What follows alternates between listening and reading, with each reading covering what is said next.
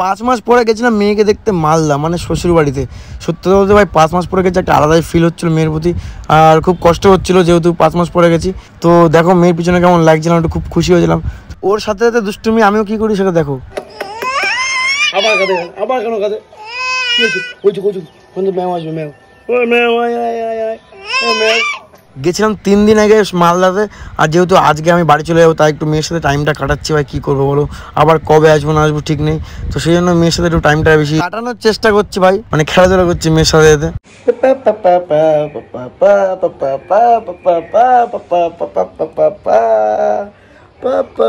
Last পর্যন্ত ভাই দেখো মেয়েকে কোথায় তুলেছি। এত কান্না কাঁদছে হয়, এত কাঁদছে, ছাদের দিয়ে এখন ঘোরাচ্ছে জানো। আর এই উপরে আমার শালি গেছে, ছাদে জল দিচ্ছে গাছে। কাঁদবা তুমি, উপরে যাবা, কিন্তু উপরে তো তোমার নিয়ে যাওয়া যাবে না। কী অবস্থা, ডিউটি, হাবি ডিউটি, ডিউটি অন ডিউটি আমার। আজকে বাড়ি চলে যাবো, তো সেই কারণে মেয়েকে নিয়ে একটু সময় বেশি কাটাচ্ছি, ঠিক আছে। দেখো ভাই কোথায় দাঁড়ায় রয়েছে, বাবা ভয় লাগছে পাপা, ভয় লাগছে পাপা। হ্যাঁ চলো চলো চলো চলো, কাঁদো কাঁদো, tata tata tata tata tata tata tata, papa চলে যাচ্ছে, টাটা, ভালো থাকিস, চলে গেলাম।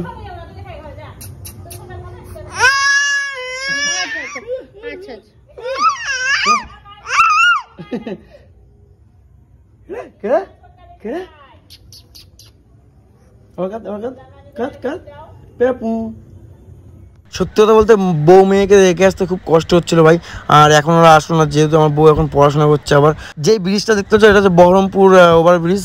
দেন কিন্তু অনেকটা জার্নি করার পরে চলে আসলাম এটা মাঝে গ্রামে, এটা দেখতে পাচ্ছ, আর সুন্দর একটা ভিউ রেখেছি। এটা তোমাদের কেমন লাগছে অবশ্যই কমেন্ট করতে ভুলো না।